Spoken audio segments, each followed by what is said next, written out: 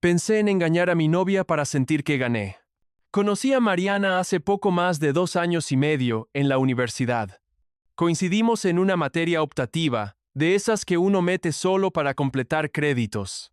Desde el primer día llamó la atención de todos, no solo por cómo se veía, sino por cómo se movía entre la gente. Era de esas personas que entran a un salón y todo el mundo las voltea a ver, que parecían conocer a todo el mundo, que siempre tenían a alguien saludándola, abrazándola y hablándole al oído.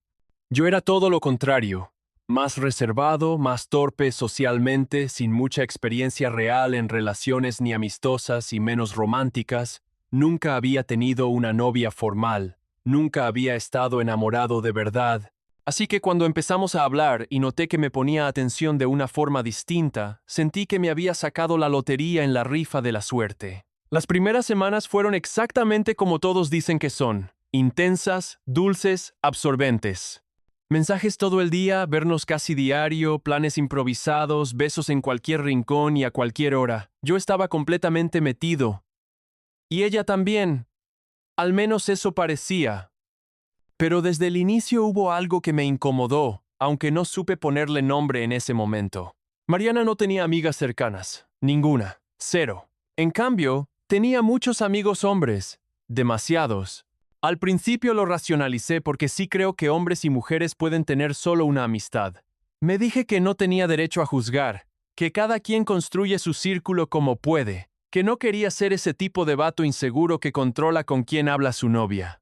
Además, ella siempre fue abierta con eso, nunca lo ocultó. Para ella era lo más normal del mundo. Yo asentía, sonreía, y me tragaba toda la incomodidad. Probablemente sí tenía mis propias inseguridades, pero había algo, como instintivo, que no podía solo ignorar. Porque una cosa es confiar y otra es fingir que no te incomoda nada. Yo sabía, por experiencia propia y por observar a otros, que muchos hombres no buscan solo amistad. Pero también sabía que decir algo podía hacerme ver débil, celoso, posesivo y tóxico. Y yo no quería hacer eso. No quería perderla por mostrar esa inseguridad. Así que no puse límites. Los que han tenido parejas sanas saben que eso es un gran error porque los límites son básicos en cualquier tipo de relación. Pasaron los meses, 9 más o menos. 9 meses de guardarme cosas, de notar detalles específicos con ciertos chicos, de sentirme incómodo sin saber exactamente por qué. Comentarios sueltos sobre sus reuniones con sus amigos, notificaciones constantes que sonaban a cada rato y nombres masculinos repitiéndose en su celular. Nada concreto, nada grave, pero a su vez, nada tranquilizador. Yo seguía más que enamorado, ella seguía siendo mi mundo. Hasta que una noche todo cambió. Habíamos ido a un motel, nada fuera de lo normal. Para mí, cada experiencia con ella seguía siendo especial porque era literalmente mi primera vez en casi todo. Después ella se quedó dormida rápidamente. Y empecé a sentir una ansiedad muy extraña. Yo no podía dormir. Tenía la cabeza llena de pensamientos que llevaba meses evitando. Su celular personal estaba ahí, a un lado. Tiene otro que dice que usa solo para jugar. Entonces el pensamiento me invadió. De repente parecía tener una urgencia por tomarlo. Yo sabía su contraseña. Nunca me lo había prohibido ni escondido. Siempre me dejó usarlo para poner música o ver un meme, pero tampoco me había dado permiso de revisarlo. Y aún así, lo tomé. No lo hice con malicia. Lo hice casi con miedo.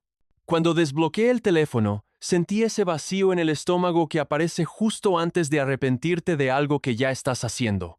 Lo primero que vi fueron mensajes en Instagram, conversaciones largas. Ese no fue el problema principal, sino ¿con quién? Con Diego, su exnovio. No eran mensajes recientes de una charla casual. Eran mensajes cargados de emoción. Ella le pedía perdón por cómo había terminado todo entre ellos, por el daño que le hizo, por cómo se comportó en su relación. Le decía que estaba arrepentida, que había madurado ahora y que lamentaba muchas cosas. Y lo peor no fue eso. Lo peor fue el tono. Ese tono que uno reconoce cuando ahí hay historia, cuando hay nostalgia, cuando hay algo no resuelto. Hablaban como viejos amigos íntimos, llamadas perdidas, risas escritas, confianza absoluta. Sentí que me habían pateado el pecho. No sabía qué sentir primero. Enojo, tristeza, celos, vergüenza. Ella era mi primera novia, mi primera experiencia real, y de pronto tenía la sensación de ser solo un parche. como si yo hubiera llegado a ocupar un espacio que alguien más dejó vacío. Cuando la confronté al día siguiente, minimizó todo. Dijo que ya no sentía nada por él, que solo hablaban como amigos, que no tenía derecho a molestarme y que exageraba. Y aunque las conversaciones no lo hacían parecer así, yo le creí. O quise creerle, porque amar por primera vez te vuelve increíblemente flexible con tus propios límites. Bueno, en ese punto ni siquiera tenía claros mis propios límites. Con el tiempo, otras cosas empezaron a salir. Me enteré, no por ella sino por otros, que 3 compañeros de nuestro salón habían tenido algo con Mariana antes de que fuera mi novia. Besos, coqueteos e historias cortas pero existentes. Sergio e Iván entre ellos. Yo los veía casi diario, me sentaba cerca de ellos, reía con ellos. Y ella nunca me lo dijo. Eso también dolió. No porque tuviera pasado, sino porque me lo ocultó sabiendo que convivíamos todos los días. Otra vez sentí que yo era el último en enterarme de todo lo importante. Las discusiones se acumularon porque para ella nada de lo que me incomodaba tenía importancia. Y de alguna forma torcida, terminé pidiendo perdón yo, por revisar su celular, por desconfiar de ella, y simplemente por sentir. Ahí debí haber salido corriendo, ahora me doy cuenta. Pero no lo hice. Después de aquel primer golpe con el celular, algo cambió dentro de mí, aunque en ese momento no supe explicarlo bien. No fue solo desconfianza hacia Mariana, fue desconfianza hacia mí mismo. Empecé a preguntarme si estaba exagerando, si de verdad estaba viendo cosas donde no las sabía, o si simplemente no sabía cómo se veía una relación normal, porque era la primera que tenía. Seguimos juntos, seguimos saliendo, seguimos acostándonos. Desde fuera todo parecía estable, pero desde dentro yo estaba en modo vigilancia silenciosa, siempre en alerta. Mariana seguía siendo cariñosa cuando quería, distante cuando le convenía. Tenía días increíbles, de esos en los que me hacía sentir el centro de su mundo, y otros donde parecía que yo estorbaba en su rutina social. Nunca me prohibió nada, pero tampoco hacía mucho por tranquilizarme. Su discurso siempre era el mismo, confianza absoluta o nada. Yo intentaba cumplir con eso, aunque por dentro me estuviera cayendo a pedazos. Pasaron unos meses más, y aunque prometí no volver a hacerlo, la espina seguía ahí. Esa sensación constante de que yo no tenía toda la historia y necesitaba saber. Una noche, sin pelea previa, sin motivo aparente, volvió a pasar. Revisé su celular otra vez. No porque quisiera, sino porque ya no sabía cómo vivir sin hacerlo. Esta vez no fue Instagram, fue Facebook. Un chat largo, constante, muy reciente. El nombre era Alex. Un tipo que había conocido hacía un par de meses nada más. Cuando ya estaba conmigo, no era nada relacionado con la universidad, nada del pasado, algo completamente nuevo, y eso lo hacía peor. Tenían fotos compartidas, mensajes diarios, videollamadas, palabras cariñosas, de esas que no usas con cualquiera, de esas que se parecían demasiado a las que me mandaba a mí cuando empezábamos a coquetear.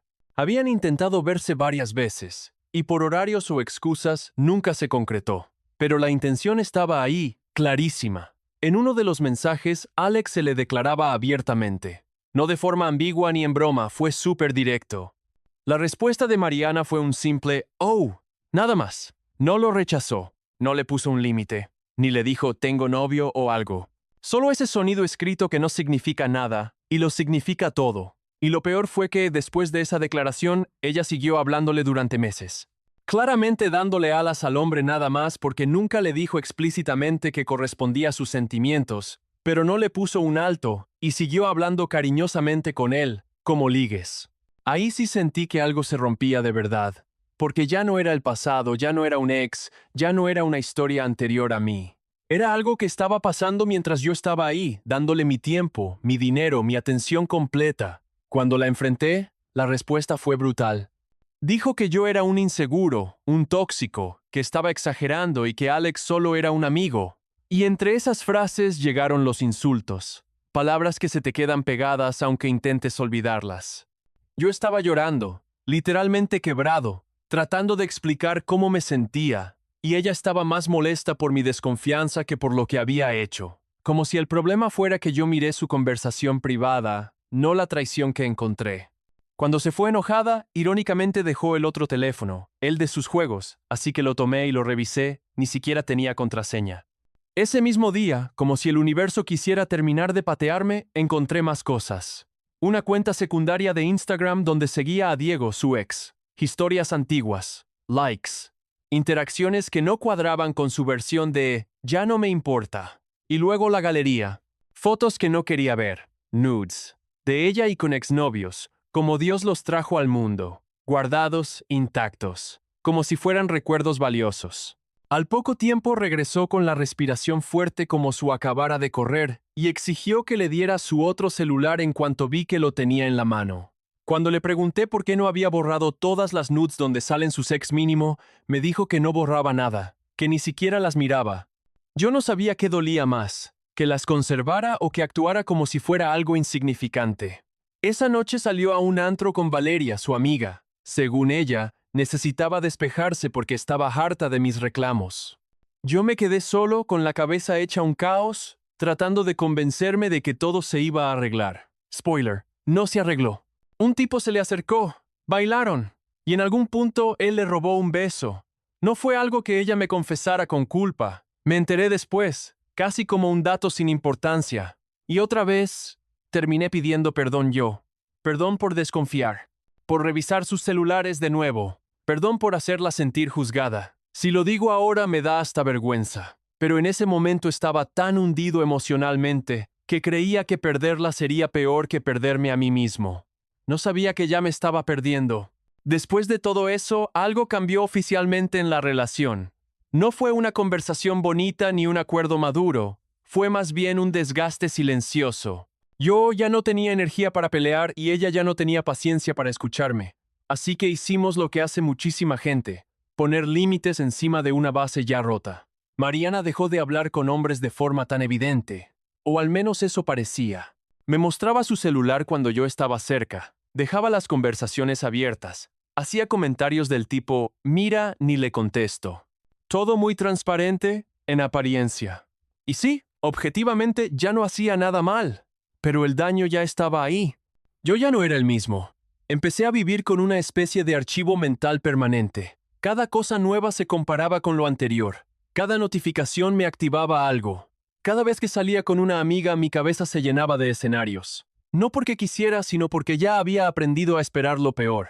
Lo más jodido es que ella nunca pidió perdón de verdad. Nunca hubo un momento donde dijera, la cagué, te hice daño, entiendo por qué te sientes así. Todo fue minimizado, justificado o volteado. Siempre regresábamos al mismo punto. Yo había invadido su privacidad. Yo estaba mal por inseguro. Yo no confiaba. Y sí, revisé su celular.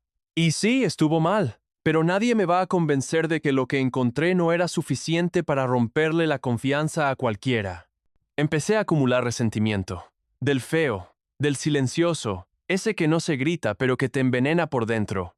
Cada recuerdo volvía sin avisar, los mensajes con el ex, el AW a la confesión por Facebook, las fotos guardadas, el beso en el antro, las muchas veces que terminé pidiendo perdón por cosas que no causé. Y entonces apareció la idea. No como un plan maquiavélico, fue más bien como una vocecita molesta que empezó a colarse en mis pensamientos. ¿Y si se la regresas? ¿Por qué ella sí y tú no? ¿Por qué tú tienes que cargar con todo? Al principio me dio asco pensarlo. Siempre me vi como alguien fiel, de esos que, aunque tengan oportunidades, no cruzan la línea. Yo siempre fui claro con otras mujeres. Siempre marqué distancia. Siempre respeté mi relación y la respeté a ella. ¿Pero ella me respetaba? Esa sensación de injusticia no se iba. Sentía que yo había jugado limpio todo el tiempo y aún así terminé siendo el que más perdió. Mi confianza, mi tranquilidad, mi autoestima. Y ella seguía como si nada, como si todo se hubiera resuelto solo porque ya no lo hace más. Empecé a notar algo peligroso. Ya no me dolía imaginarla descubriéndome siendo infiel. Me daba más miedo seguir sintiéndome así de pequeño. Pensaba cosas horribles pero honestas. Que no quería que alguien más disfrutara lo que a mí me costó tanto. Que no quería ser el tonto que aguantó todo mientras ella exploraba sin consecuencias. Que quería sentir, aunque fuera una vez, que el poder no estaba solo de su lado. Y eso me asustó. Porque yo no soy así, o al menos no lo era. No era deseo sexual lo que me empujaba. Era coraje, era puro orgullo herido. Era esa necesidad infantil de equilibrar la balanza, aunque supiera que hacerlo solo la rompería más. Y aún así, la pregunta seguía ahí, todos los días, cada vez más clara. ¿De verdad es peor ser infiel una vez? ¿O quedarte en una relación donde ya no confías y nunca te pidieron perdón? Llegué a un punto donde ya no podía fingir que todo estaba bien. No había gritos, no había escenas, no había dramas visibles, pero por dentro yo estaba hecho pedazos. Vivía con una mezcla rara de amor, costumbre, miedo y rencor. Una combinación peligrosa, porque te mantiene quieto aunque todo dentro de ti te esté diciendo que algo está mal. La idea de serle infiel ya no era solo una fantasía de desquite. Empezó a sentirse como una opción real y luego hasta una necesidad. No porque quisiera a alguien más, sino porque quería sentir que no había sido el único que perdió algo en esta historia. Que no fui el único que se tragó el daño y siguió adelante como si nada. Y aquí es donde viene la parte que cuesta aceptar. Serle infiel no iba a ser justicia. Iba a ser otra forma de seguir atado a ella. Porque si lo hacía no iba a ser por deseo, ni por amor, ni por una conexión genuina con alguien más. Iba a ser por rabia. Y cuando haces algo importante desde la rabia, casi siempre terminas más vacío de lo que empezaste. Me di cuenta de algo clave. Yo no quería engañarla. Quería que ella entendiera. Quería que sintiera aunque fuera una parte de lo que yo sentí. Quería una disculpa real, un reconocimiento, una validación de mi dolor. Pero nada de eso iba a venir por una infidelidad. Al contrario, eso solo iba a darle el papel de víctima que nunca tuvo. Y entonces yo pasaría de ser el que fue herido a ser el infiel. Todo se voltearía en mi contra. Todo mi dolor perdería peso.